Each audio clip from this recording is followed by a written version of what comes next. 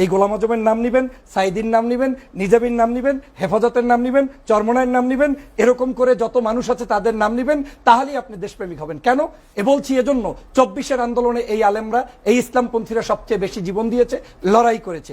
আওয়ামী লীগ নিষিদ্ধের ক্ষেত্রেও তারা লড়াই করেছে। 1971 সালের যাদেরকে 2013 সালে শাহবাগের মঞ্চ তৈরি করে ফাঁসি দেওয়া হয়েছে, এদেরকে কাউকে আমি মনে করি না তারা অপরাধী। রাজাকার শব্দচয়নের মধ্য দিয়ে কিন্তু আওয়ামী লীগের পতন হয়েছে।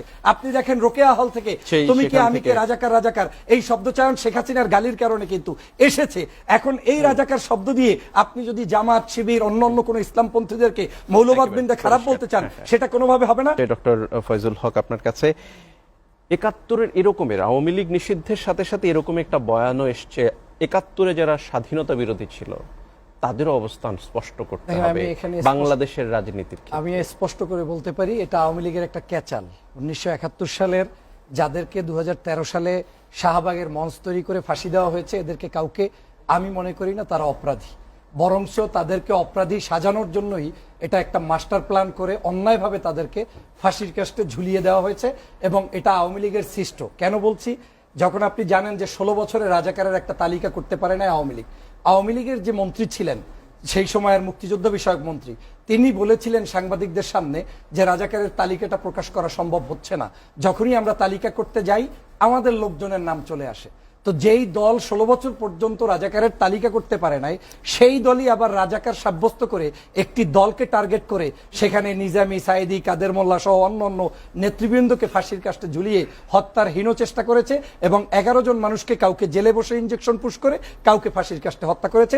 আমি মনে করি এটা আওয়ামী লীগের নেগেটিভ, এটা কোনোভাবেই আমার পক্ষে মেনে নেওয়া সম্ভব না।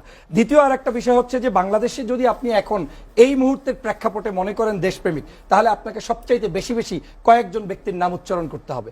একজন শহীদ রাষ্ট্রপতি জিয়া রহমান, যিনি স্বাধীনতার ঘোষক, দেশনেত্রী বেগম খালেদা জিয়া, যিনি গণতন্ত্রের পূর্ণ প্রবক্তা ছিলেন এবং বাংলার মানুষের কাছে এসেছেন। এরপরেই বাংলাদেশে ভাষা সৈনিক আজকের এই যে গোলাম আজমের নাম নিয়ে নতুন করে ক্যাচাল শুরু করেছে, এই গোলাম আজমের নাম নিবেন, সাইদির নাম নিবেন, নিজামীর নাম নিবেন, হেফাজতের নাম নিবেন, চরমনায়ের নাম নিবেন, এরকম করে যত মানুষ আছে তাদের নাম নিবেন, তাহলেই আপনি দেশপ্রেমিক হবেন। কেন বলছি? এজন্য 24-এর আন্দোলনে এই আলেমরা, এই ইসলামপন্থীরা সবচেয়ে বেশি জীবন দিয়েছে, লড়াই করেছে। আওয়ামী লীগ নিষিদ্ধের ক্ষেত্রেও তারা লড়াই করেছে, জীবন দিয়েছে, এবং আওয়ামী লীগের সৃষ্টি হওয়া ন্যারেটিভের ভিত্তিতে আপনি একটি দলকে যুদ্ধাপরাধী কিংবা যুদ্ধের পক্ষের শক্তি বলতে পারেন না। যেহেতু আওয়ামী লীগই নিষিদ্ধ হয়ে গিয়েছে, আওয়ামী লীগ অপকর্মের কারণে নিষিদ্ধ হয়েছে, অতএব আওয়ামী লীগ 13 সালে যা করেছে সেটাও অপকর্মের কারণেই আমরা মনে করি। তার ওই সকল অভিযোগে অভিযুক্ত কাউকে আমরা অভিযুক্ত করতে পারি না। এটা হচ্ছে আমার দর্শন। আমাদের একটা জায়গায় বলতে হবে, এই যে রাজাকার শব্দচয়ন, এই রাজাকার শব্দচয়নের মধ্য দিয়ে কিন্তু আওয়ামী লীগের পতন হয়েছে।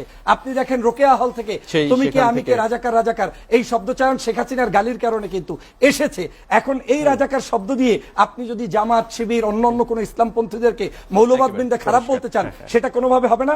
বরং এই কার্যক্রম নিয়ে যারা সামনের পথ চলবে, তারা এই পথেই আবার বিদায় নিবে। শেখ হাসিনাকে যেভাবে পতন হতে হয়েছে, আবার যদি 71 নিয়ে নতুন কোনো সৃষ্ট ঝামেলা তৈরি করে, তাহলে তাদেরও সেইভাবে পতন হবে। তবে আমি মনে করি 53 বছর পরে আমাদের জাতীয় ঐক্যের দিকে যাওয়া দরকার। যেভাবে জাপান আমেরিকা এখন সুসম্পর্ক রেখে তাদের দেশ পরিচালনা করছে, কিন্তু একটা সময় কিন্তু আমেরিকার বোম্বিং এবং সেখানে কিন্তু আপনার পারমাণবিক অস্ত্র এসে জাপানকে ধ্বংস করে দিয়েছিল, কিন্তু আজ তারা ঐক্যের ভিত্তিতে চলছে। আমাদেরকে অসংখ্য ধন্যবাদ। সর্বশেষ আসতে চাই এনসিপির যুগ্ম সদস্য সচিব মুশফিকুল সালেহীন, আপনার কাছে যে প্রশ্নটি করে, আপনার এর আগের আলোচনা থেকেই আসলে অনেকগুলো দাবি থেকে এনসিপি বা ছাত্ররা সরে এসেছে। এবারই অনেক বড় একটা দাবি সরকারকে মানতে বাধ্য করেছে। সামনের দিনগুলোতে অন্য দাবিগুলো নিয়ে শক্ত আন্দোলনে আসবে কিনা এনসিপি? একেবারে 2 মিনিট সময় আছে আমাদের হাতে। আমি আপনার প্রশ্নের উত্তরে পরে যাচ্ছি, কিন্তু আসলে ভাইয়ের সাথে আমার দ্বিমত করা ছাড়া কোনো উপায় নেই। মানে বাংলাদেশে থেকে এটা অত্যন্ত দুঃখজনক যে আওয়ামী লীগ এই যুদ্ধাপরাধী ইস্যুটাকে পলিটিসাইজেশন করে আমাদের কাছে এই দিনে এসেছে, এই দিনে আসতে হয়েছে আমাদেরকে, যে আজকে শুনতে হয় গোলাম আজম নাকি দেশপ্রেমিক, নিজামী নাকি দেশপ্রেমিক, আমাদেরকে নাকি দেশপ্রেমিক হতে হলে ওনাদেরকে জাতীয় হিরো দেশপ্রেমিক না, মানে ইতিহাসের শ্রেষ্ঠ বাংলাদেশ, ইতিহাস শ্রেষ্ঠ বাংলাদেশ। এবং মানে এটা দুঃখের বিষয় যে আওয়ামী লীগ জামাত প্রশ্নটাকে জিয়ে রেখে, তারা কিন্তু দল হিসেবে বিচারের সুযোগটা ছিল, সেটা না রেখে আওয়ামী লীগ এটাকে নিয়ে রাজনীতি করতে চেয়েছে। রাজনীতি করতে থাকার কারণে, এবং তারা আন্তর্জাতিক অপরাধ ট্রাইব্যুনালে যে বিচারটা হয়েছে, এই বিচারটাকে রাজনৈতিক ফায়দা লোটার জন্য ব্যবহার করেছে, যে কারণে এখন কিছু চিহ্নিত স্বাধীনতা বিরোধীদেরকেও আমাদের একটা মানে দোষ ত্রুটির ঊর্ধ্বে তুলে ধরার সুযোগ পাচ্ছে কিছু মানুষ।